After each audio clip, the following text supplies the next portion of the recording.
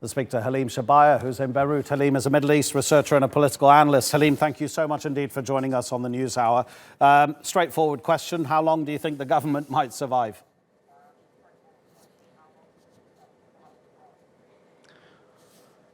Thanks for having me, Adnan.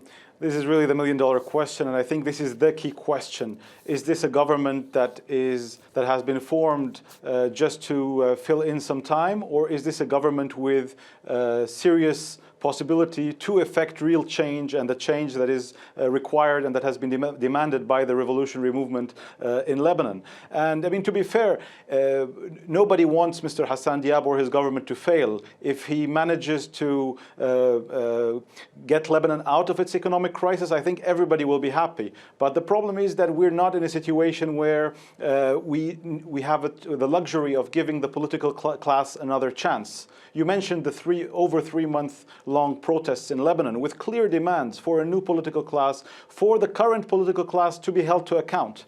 So basically what the current political class did was saying, yes, we hear the demands of the street, you don't want our faces, so we're going to give you new faces, but we're going to appoint them. So this really explains why the protesters do not really believe that Mr. Hassan Diab should be in government, for his government should last long, in answer to your question, so that there's no belief that his government will be able to effect change, and it's likely that there are going to be more increased demands for his government to step down, paving the way for a government that is accepted by the people.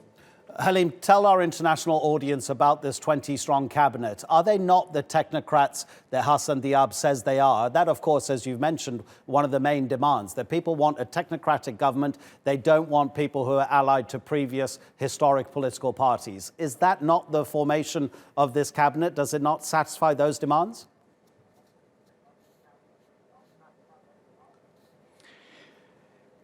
I mean, listen, there might be some good names. There might be people who have done well in their careers, and they've been chosen like the Minister of Justice, like others who perhaps are people who have the intent of doing something positive at the ministry. But I think this is not the relevant question. It's not a relevant question if they are really technocrats or not. The relevant question is, who do they answer to? Who appointed them? And do they have the ability to really put into effect anti-corruption measures? And not just to put into effect anti-corruption measures. Do they have the ability and the power to hold the political class to account, where at the same time, whereas this political class have agreed to appoint them? So to remind our international audience about the reason for these international, or for the Lebanon protests for the last 3 months, we've reached an economic crisis as well as a political crisis because of a 30-year-old political class that has done nothing good for the country, whether it's corruption, whether it's bad governance, whether it's, you name it. So the demand was for a change.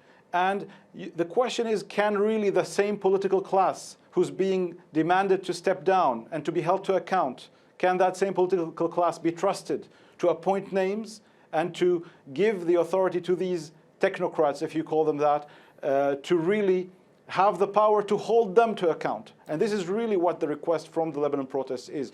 Somebody needs to be held accountable if we really take ourselves seriously as a country. We've reached an economic crisis. In any country that respects itself as we call ourselves a parliamentary democracy, somebody needs to be held to account. The problem is, at this point, is that the current political elite is not used to listening to the people, is not used to being held to account. And so there's little hope that this government will be different regardless of who's heading the ministries. That's the main problem. So we've talked about the political unrest. We know that there's social unrest. We've seen it for ourselves. The economy is almost at the point of collapse. The new finance minister says we could be close to bankruptcy. What do you make of the analysis that actually the government, as has been formed, is too closely aligned to the Iranian-backed Hezbollah group, which will mean it won't be able to access the international money it needs?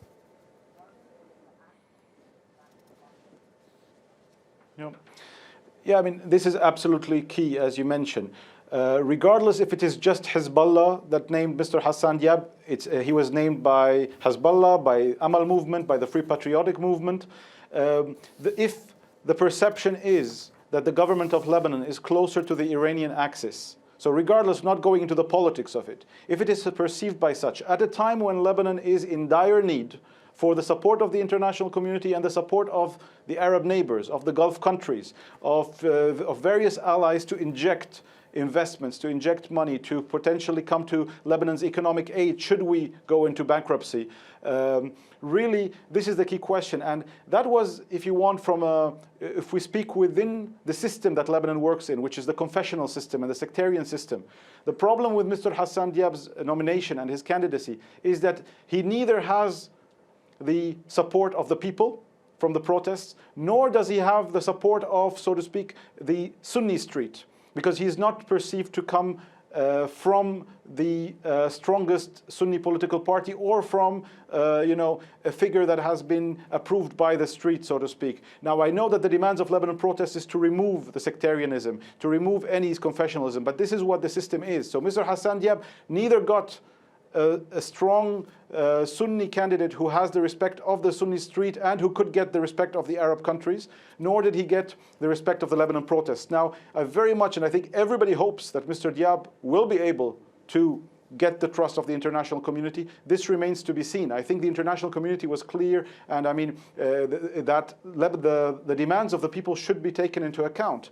I don't think this government has taken into account the demands. Mr. Hassan Diab, to be fair to him, he said in his opening speech, he said that he gave a greeting to the revolution. He said he lauded it. He said, that he is listening to it.